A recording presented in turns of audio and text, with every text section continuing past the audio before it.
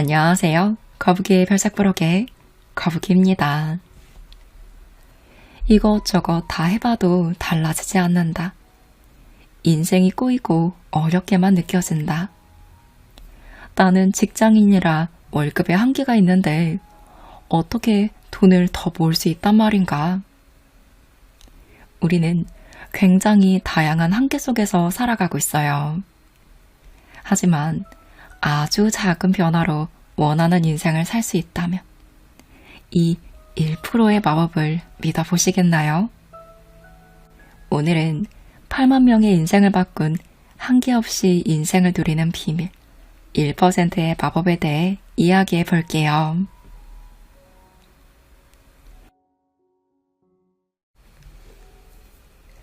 최면요법은 힘들었던 과거의 나에게 전할 다정한 말을 이끌어내는 방법이었습니다. 다만 이 방법은 최면에 빠질 때까지 다소 시간이 걸리는 어려움이 있었죠. 저는 이 감동을 더 많은 사람과 공유하고 싶었어요. 하지만 수고가 많이 드는 만큼 무작정 사용하고 싶지 않았습니다. 그래서 좀 더 간단한 방법을 모색하기로 했어요. 최면 훈련을 받으면서 저는 머릿속으로 마음이여, 나는 나를 위해 뭘 할 수 있을까? 라고 중얼거렸습니다. 그러자 곧바로 초콜릿을 먹고 싶어 하는 생각이 떠올랐어요. 저는 추운 겨울밤에 곧장 초콜릿을 사러 편의점에 갔습니다. 사실 저는 단 것은 몸에 좋지 않다는 말을 자주 듣고 자라서 몇 년 동안 초콜릿을 먹지 못했어요. 초콜릿을 계산하고 포장을 벗겨 와그작 한 입 베어물자 마음속에서 나를 좀 더 다정하게 대해도 좋지 않을까? 라는 상냥한 말이 울려 퍼졌습니다. 왈칵 눈물이 나올 것만 같아서 별도 거의 보이지 않는 하늘을 올려다보았죠. 이제까지는 스스로를 형편없는 인간이고 부족할 게 많으니 뭐든 죽도록 노력해야 한다고 생각하며 열심히 살았어요. 그런데 나 자신을 좀 더 다정하게 대해달라는 말이 들리자 입 안에 초콜릿도 부드럽게 녹아내렸습니다. 필자는 한동안 이 방법을 스스로에게 시험했어요. 그리고 최면에 거부감을 가진 사람에게도 마음과 대화하는 방법을 사용해 보았습니다. 그러자 그들 역시 다정한 격려의 말에 힘을 얻는다는 걸 알게 됐죠. 질문 앞에 마음이여 라는 말을 붙였을 뿐인데 최면 상태와 똑같이 마음의 목소리를 들을 수 있었던 거예요. 그리고 이 마음과의 대화가 당신을 옥죄고 있던 리미터를 벗겨내는 겁니다. 여기서는 리미터라는 말이 계속 언급될 텐데요. 지금 말하는 리미터에 대해 잠시 설명해 볼게요. 리미터란 즉 자신의 행동에 강한 제한을 거는 것을 말해요. 우리는 불안이나 걱정이 강해지면 나는 나쁜 병에 걸릴 거야. 나에게 나쁜 일이 일어날 거야. 나는 불행해질 거야. 라는 마음으로 자꾸 행동에 제한을 걸어요. 이 리미터는 보통은 자신을 지키기 위해 존재하지만 어느새 자신의 행동을 제한하고 발목을 잡는 일이 종종 일어납니다. 그렇게 되면 하지 않아도 될 걱정으로 편히 생활하지 못하거나 불안감이 앞서 뜻대로 행동하지 못하고 자신의 진정한 실력을 발휘하지 못하게 됩니다. 그런데 마음이여 라고 하면서 나에게 물어보는 대화를 하는 것으로 이 리미터를 없앨 수 있습니다. 이것을 통해 마법을 만날 수 있는 거예요.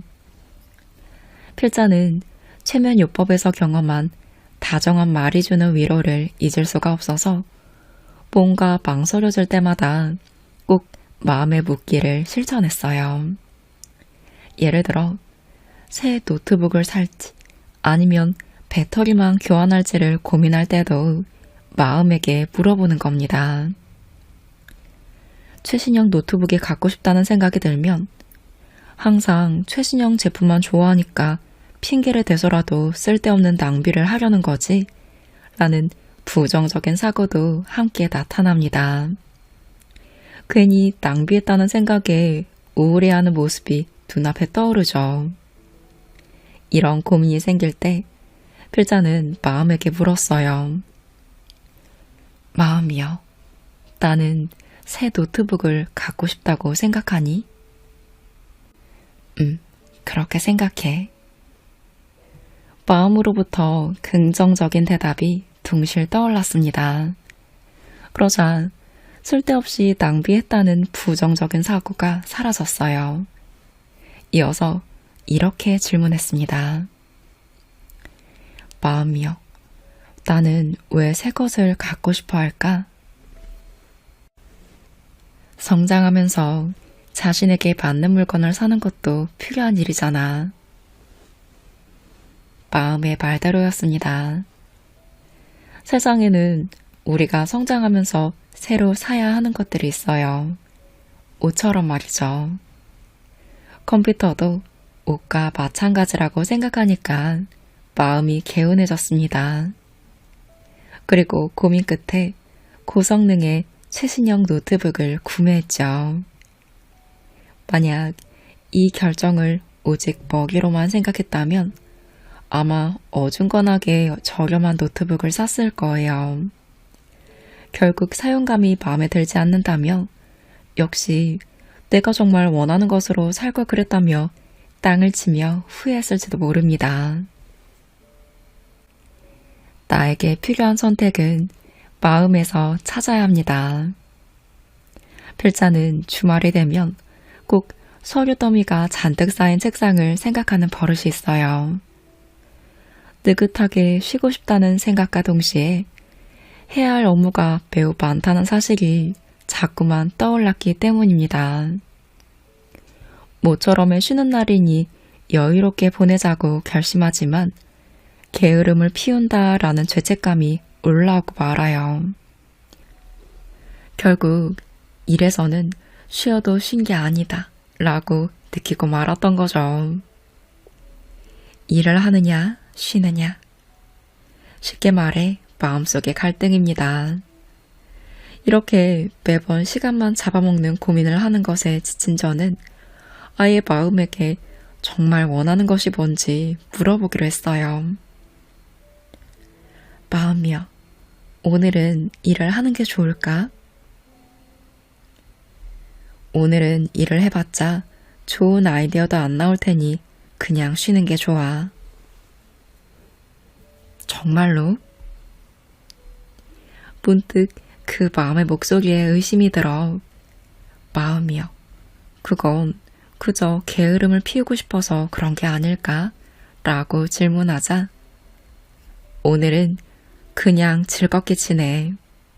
내일이 되면 굉장히 좋은 아이디어가 떠오를 테니까 라는 대답이 돌아왔죠. 그리고 새로운 아이디어를 발견하고 기뻐하는 내일의 제 모습이 떠올랐습니다. 그렇게 저는 좋아, 오늘은 신나게 놀아야지 라고 결심할 수 있게 됐죠. 마음에게 정말 원하는 것을 물어본 덕분에 필자는 휴일 동안 편히 쉬면서 충전의 시간을 가졌습니다. 그리고 그 다음날 정말 개운하게 일할 수 있었어요. 마음의 진실된 목소리가 나에게 정말로 필요한 선택을 할 수 있도록 도와준 겁니다. 주말을 만족스럽게 보내고 싶은데 불안감부터 드시나요? 마음에게 질문하세요. 당신에게 정말 필요한 대답이 돌아올 거예요. 마음이여 하고 물었을 때는 죄책감, 걱정, 불안 같은 부정적인 감정과 먼 대답을 얻을 수 있습니다. 마음은 미래에다. 과거에 순수했던 나와 만나게 해주면서 오기를 따뜻한 말로 격려하고 도와주기 때문입니다. 마음의 목소리가 따스한 이유는 바로 우리 자신의 목소리이기 때문입니다. 마음은 진짜 나 자신을 알고 있어요. 그래서 세상을 기준으로 한 대답이 아니라 나에게 맞는 최선의 대답을 해줄 수 있는 거예요. 마음이라는 친구는 누구에게나 있습니다. 당신 안에도 당신을 반드시 행복하게 만들어줄 마음이 존재해요. 아직 그 존재를 알아차리지 못했을 뿐이죠. 혹은 아직 내게 그런 마음이 있다는 걸 믿지 못해서일 거고요. 알 수 없는 불안감과 죄책감이 들 때면 마음에게 물어보세요. 마음의 목소리는 자신의 가장 솔직한 심정입니다. 그런데 마음과 대화를 하면 왜 리미터가 해제되는 걸까요? 그 답의 힌트가 됐던 한 일화를 소개할게요. 이전에 최면 요법을 가르쳐준 선생님이 여기서 뉴욕까지 가는 방법은 몇 가지일까요? 하고 질문한 적이 있습니다. 미국에 가본 적이 있는 저는 직항도 있고 시카고나 댈러스 경유도 있으니까 세 가지 방법이 있네. 아니면 배를 타고 갈 수도 있지 않을까? 라며 여러 방법을 생각하고 있었죠. 그런데 옆자리에 있던 남자가 이렇게 대답하는 게 아니겠어요? 무한대입니다. 그 답을 들은 선생님은 흐뭇한 얼굴로 동의했어요. 이제야 필자는 예산, 시간 등 상식에 얽매여서 다양하게 생각하지 못했다는 사실을 깨달았습니다. 상식을 버리면 어떤 방식도 가능합니다. 예를 들어 하코네 온천에서 느긋하게 쉬다가 그리스 아테네를 격려하고 그 다음에 로마에서 분수를 본 다음 뉴욕으로 가는 방법도 있죠. 가는 방법 자체는 얼마든지 무한대가 될 수 있다는 생각에 감탄하며 틀에 박힌 발상밖에 하지 못했던 자신에게 실망한 기억이 생생합니다. 선생님은 이런 말씀을 해주셨어요. 상식에는 제한이 있지만 무의식에는 제한이 없습니다. 오히려 무한한 가능성이 펼쳐져 있죠. 의식적으로 생각하면 가능성을 없애고 리미터에 걸립니다. 최단 시간으로 가는 게 상식적이다. 제일 싼 가격을 찾아야 한다. 이런 상식적인 생각이 여러 가능성을 없애고 재미없는 선택만 남는다고 착각하게 만들어요. 반면에 마음이여 라고 나에게 물음을 던지면 의식이 아닌 무의식 상태에 접근할 수 있습니다. 무의식은 다양한 가능성을 품고 있는 곳이죠. 그 어떤 제한도 없습니다. 지금까지 상식에 얽매여 내 본래 모습으로 살아갈 수 없었던 상태에서 시원하게 해방되는 거예요. 평소 우리는 틀에 박힌 생각에 갇혀 꼼짝도 할 수 없는 상태에 놓여 있습니다. 이건 이래서 안 되고 저건 저래서 안 돼 라는 말로 다양한 가능성을 차례대로 배제하죠. 결국 남는 것은 나는 자유롭게 살 수 없다 라는 믿음뿐입니다. 그런데 마음이여 하고 무의식을 향해 질문을 던지면 이런 가능성도 존재하다니 싶을 정도로 좋은 아이디어를 얻을 수 있습니다.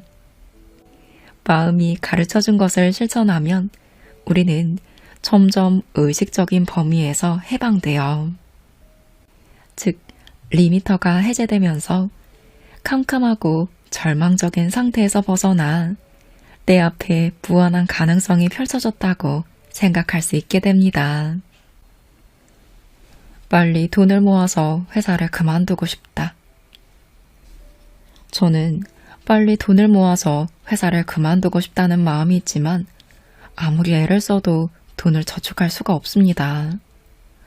조금이라도 돈을 모아야 한다는 건 알아요. 하지만 돈에 대해 고민하는 것 자체가 귀찮아서 통장 잔액을 확인조차 안 하게 됩니다.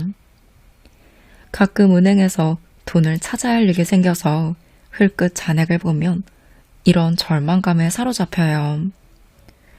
돈이 전혀 보이지 않는구나. 이런 일이 반복되면서 앞으로도 계속 회사에서 일해야 하는 걸까 하는 생각이 들고 괴로움만 쌓일 뿐입니다. 저금하고 싶은 마음은 있는데 저금할 수 없다는 남자의 고민을 듣고 마음에게 왜 돈이 모이지 않을까? 라는 질문을 하도록 했어요. 마음이여, 어떻게 하면 저축할 수 있게 될까? 돈이 모이지 않는다고 생각하니까 저축을 못하는 거야. 마음이여, 나는 왜 돈을 못 모으는 건지 묻는 건데? 돈이 모이지 않는다는 암시가 현실을 만들어내기 때문이야. 마음은 그렇게 가르쳐줬습니다. 남자는 다시 마음에게 물었어요. 마음이여, 누가 그 암시를 걸었는데? 그건 알 필요 없어. 마음이여, 그럼 난 어쩌면 좋을까? 그렇게 물을 때였어요. 남자의 눈앞에 새벽을 기다리는 조용하고 아름다운 호수의 전경이 펼쳐졌다고 해요. 그리고 그 호수에 물 한 방울이 뚝 떨어지면서 파문을 일으키는 순간 모여간다, 모여간다 라는 마음의 소리가 머릿속에 반복해서 울렸습니다. 어느새 남자는 그 상상 속의 물에 잠겨 있었죠. 그리고 모여간다, 모여간다 라는 말이 반복되면서 물이 점점 가슴께까지 차오르더니 이윽고 목까지 올라와 두려움을 느낄 지경이었습니다. 그래도 모여간다, 서서히 모여간다 라는 목소리는 멈추지 않았어요. 그리고 어느새 물의 위치가 자기 머리 위까지 차올랐을 때 그렇게 고통스럽지는 않은데? 라고 느끼는 신기한 체험을 합니다. 그 후 남자는 머리 꼭대기까지 물에 잠겨도 괴롭지 않은 이 신기한 감각을 되새기면서 모여간다, 모여간다 라고 되새기게 되었어요. 그 이후에도 머릿속에서 모여간다, 모여간다 라는 말이 반복해서 울렸습니다.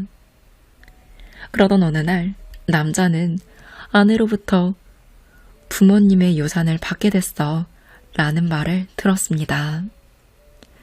금액을 들어보니 상당한 거액이었죠.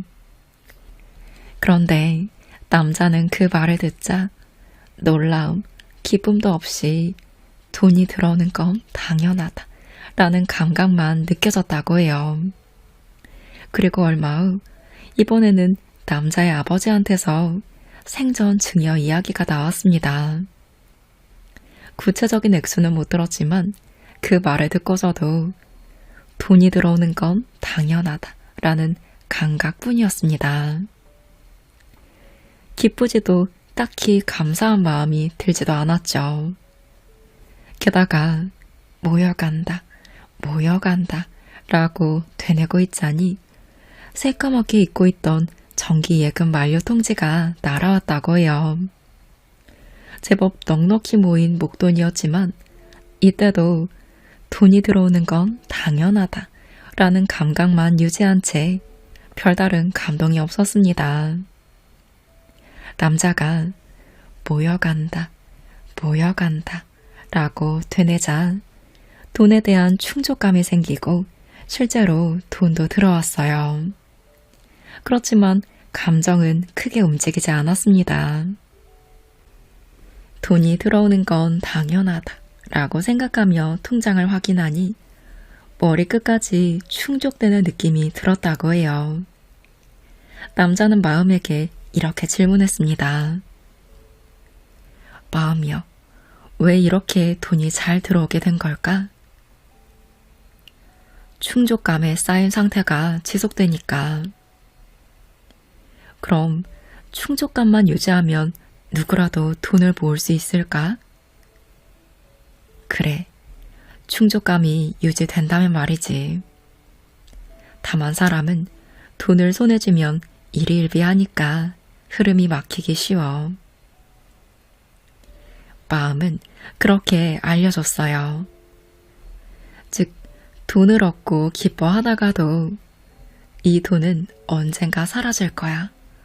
그러면 어쩌지? 라는 불안감에 사로잡히면서 충족감이 사라지고 돈의 흐름도 막혀버린다는 뜻이었죠. 남자는 모여간다, 모여간다 라고 되뇌므로써 머리 끝까지 가득 차오르는 충족감을 맛보게 되었고 그 감각이 계속 이어진 덕분에 수중에 돈이 들어와도 담담함을 유지할 수 있었습니다. 남자는 지금도 모여간다, 모여간다 라고 되뇌면서 일을 그만두지 않고 있다고 해요. 왜 일을 그만두지 않느냐고 물어보니 더욱 돈이 모이니까요 라며 활짝 웃었습니다. 충족감을 유지하며 직장을 다니니 일을 진심으로 즐길 수 있어서 돈을 더 잘 모을 수 있었던 거예요. 돈이 없다, 돈이 좀처럼 모이지 않는다 라는 고민의 원인은 결여된 충족감 때문이라고 할 수 있습니다. 충족되는 감각에 대한 감을 찾으면 어느 곳에서라도 돈이 술술 들어오게 되실 거예요. 그러니 돈이 쌓이는 충족감을 기억하세요. 눈앞의 현실이 전부가 아닙니다. 필자는 줄곧 눈앞에 보이는 세상이 현실의 전부라고 생각했어요. 통장을 보면 돈이 없는 현실에서 충분하지 않은 월급을 받으니 앞으로도 돈이 쌓일 일은 없겠다고 생각했죠. 저는 언제나 가능성이 아닌 한계만을 보고 말았습니다. 그래서 제 눈앞의 세상에도 온통 한계만 존재했어요.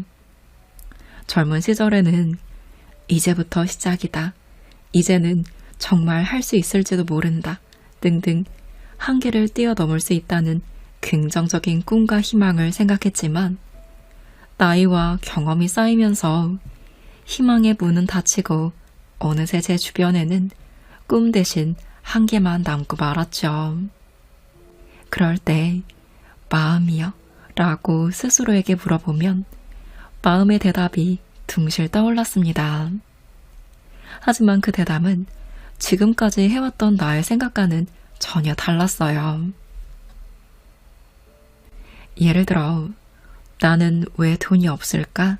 라고 물었을 때 어차피 처음부터 돈은 존재하지 않았어. 모두 환상에 불과해. 라며 평소에는 생각지도 못한 대답이 떠오른 거죠. 처음에는 이런 마법 같은 대답이 떠올라도 내가 나 좋을 대로 생각해서 대답하는 걸지도 몰라 라며 의심했습니다. 그렇지만 저는 변하고 싶었어요. 그래서 제 안에 아주 작은 1%의 가능성을 찾아주는 마음에게 묻는 생활을 했습니다. 그러자 좀 더 많이 라며 스스로에게 요구하는 수준이 점점 높아졌습니다. 현재에 만족할 수 없는 자신을 발견하자 곧 1%의 가능성으로 내 한계를 뛰어넘었다 라는 사실까지 깨닫게 되었죠. 마음이여 라고 묻는 생활을 하고 있으면 어느새 한계를 뛰어넘고는 저도 모르는 사이에 제 안에 있는 허들을 자꾸만 올리게 됩니다. 그래도 마음은 계속해서 허들을 뛰어넘어요. 그러다가 아주 높은 허들이 제 눈앞을 막아서면서 아무리 그래도 이건 못 넘겠지 싶은 한계가 찾아옵니다. 그런데 여기서 재미있는 점은 이 한계를 내가 만들었다는 사실이에요. 그래서 마음이여, 난 이 허들을 뛰어넘을 수 있을까? 하고 물어보면 곧바로 그거야 당연하지 라는 대답이 돌아올 수밖에 없고 자신의 놀라운 가능성에 정말? 하고 웃음을 터뜨리게 되실 겁니다. 그 어떤 장애물이라도 마음은 마법처럼 무한함으로 바로 뛰어넘을 수 있습니다. 그래도 거기에 맞춰 따라가는 건 매우 힘들 거예요. 저는 그럴 때마다 스스로에게 물어봅니다. 한계가 있는 인생에서 살고 싶어? 아니면 뭐든 할 수 있는 가능성 가득한 삶을 살고 싶어? 그러면 역시 무한한 가능성이 펼쳐진 삶을 살고 싶다는 대답이 들려오기에 때로는 마음을 향해 묻는 것이 무서울 때도 있어요. 그냥 내 눈으로 보고 먹이로만 생각하면 그건 무기다 라고 쉽게 포기할 수 있지만 마음은 아주 사소한 가능성도 놓치지 않습니다. 마음에게 물으면 제가 생각하고 있던 한계는 그저 환상에 불과하고 언제든 뛰어넘을 수 있다는 사실을 깨닫게 됩니다. 마음은 나 자신의 능력만 무한으로 만드는 것이 아니라 인간관계에서 발생하는 한계도 간단히 뛰어넘습니다. 우리는 인간관계에서조차 이 사람은 이러니까 안 돼 라는 믿음이나 편견에 속박돼 자유롭게 판단할 수 없을 때가 많아요. 그럴 때 마음이여 라고 물어보면 한계를 뛰어넘는 대답이 나오므로 상대방에 대한 집착과 편견에서 해방됩니다. 대신 지금까지 그 사람에게서 느끼지 못했던 안도감이나 일체감을 얻을 수 있습니다. 그야말로 내 안에 단 1%로 관계의 평화를 가져오는 거예요. 현재 상황을 바꾸고 싶다면 마음이 가르쳐준 대답을 순순히 잘 따라보세요. 저는 제 한계를 뛰어넘는 세계를 보고 싶어서 마음이여 라고 묻고 마음이 해준 답을 그대로 실천하곤 합니다. 가끔 마음의 의도를 알 수 없을 땐 왜 이런 일을 해야 하지? 하고 의문을 느낄 때도 있지만 우선은 시키는 대로 해봐요. 마음의 지시대로 행동하다 보면 나중에 마음의 의도와 목적을 이해하고 결국 긍정적으로 변하고 있는 내 모습을 발견하게 됩니다. 마음에게 물으면서 내 안의 가능성을 찾아가다 보니 이제까지 건강하지 못한 삶을 살던 사람들과의 관계는 점점 정리되었습니다. 그리고 원하는 것을 이루어가는 사람들과 인연을 맺게 되었죠. 내 안에 1%의 가능성만으로 무한하게 살아가는 사람을 보면 저렇게 살고 싶다 라고 느끼면서 더욱 마음에게 조언을 구하게 됩니다. 마음의 목소리를 듣는 방법은 아주 간단하지만 매우 효과적이에요. 저는 지금까지 저의 발목을 붙잡는 건강하지 못한 사람들이나 인간관계에 대한 불안, 건강에 대한 걱정, 죽음에 대한 공포 등과 멀어질 수 없는 줄 알았어요. 하지만 마음은 그런 건 네 삶의 한계만 만들 뿐이니 더는 필요 없어 라고 단호하게 말하며 부정적인 마음을 전부 버리도록 도와줬습니다. 나의 한계를 만드는 모든 것들을 떨쳐내니 제 발목을 붙들고 있던 족쇄가 풀어지고 원하는 대로 사는 사람들과 함께 희망찬 미래로 나아갈 수 있게 되었죠. 그곳에 제가 진정으로 원하는 것들이 펼쳐져 있습니다. 1%의 마법 저 너머의 말이죠. 여러분도 이 경이로운 마법을 경험하시면 좋겠습니다. 오늘은 오시마 노부요리 저자의 1%의 마법과 함께 했습니다. 저자는 25년간 8만 명 이상의 상담을 진행하며 다양한 전문 기관에서 쌓은 연구 경력을 더해 효과적인 심리 치료법을 개발하는 베테랑 심리 상담사입니다. 그가 개발한 1%의 마법은 누구나 실천하고 성공할 수 있는 간단한 방법인데요. 1. 가족, 돈, 연애, 건강까지 인생의 전반적인 성취를 이룰 수 있도록 도와줍니다. 책에는 1% 마법의 더 구체적인 방법과 실제로 실천하고 효과를 본 다양한 사례들이 담겨 있어요. 여러분, 기억하세요. 우리의 가능성을 막는 것은 외부의 부정적인 요소들이라는 것을요. 내가 가진 능력, 도전 정신, 긍정적인 태도를 누르는 것을 걷어내면 할 수 있다는 마음이 저절로 생깁니다. 마음이여 라고 자신에게 묻는 것은 가능성을 활짝 열어줍니다. 내가 마음속에서 질문하는 과정이 생각만으로는 계속 진행되기 어렵다면 글로 써보는 것도 좋아요. 종이에 쓰는 게 귀찮다면 컴퓨터나 핸드폰 메모장에 쓰면서 질문과 답을 이어나가는 것도 좋습니다. 그럼 처음에 훨씬 수월하실 거예요. 마음이 시키는 대로 뭔가를 하면 내가 이런 걸 한다고? 라는 생각이 드는 뜻밖의 일을 하고 있을지 몰라요. 이 실전은 우리가 겁먹을 만큼 거창한 게 아닐 거예요. 감사합니다 라는 말일 수도 있고요. 오늘 우리가 함께한 마음이여 라는 질문과 모여든다 라는 작은 중얼거림일 수도 있죠. 그 실천을 통해 어느새 내가 생각한 것 이상의 좋은 결과를 얻으실 수 있을 거예요. 우리는 눈에 보이는 게 전부가 아니라는 사실을 깨달아야 합니다. 아주 사소한 가능성이라도 나의 내면에서 찾아낸다면 진정 내가 원하는 삶을 살며 만족할 수 있습니다. 제가 유튜브를 시작했던 계기 중 하나가 이 아주 사소한 가능성을 함께 깨닫고 싶어서였어요. 그걸 깨달은 다음엔 정말 내 앞의 삶이 계속 달라지는 걸 바로 느낄 수 있거든요. 여러분이 이 사소한 가능성을 인지하고 삶의 길을 걸으셨으면 좋겠습니다.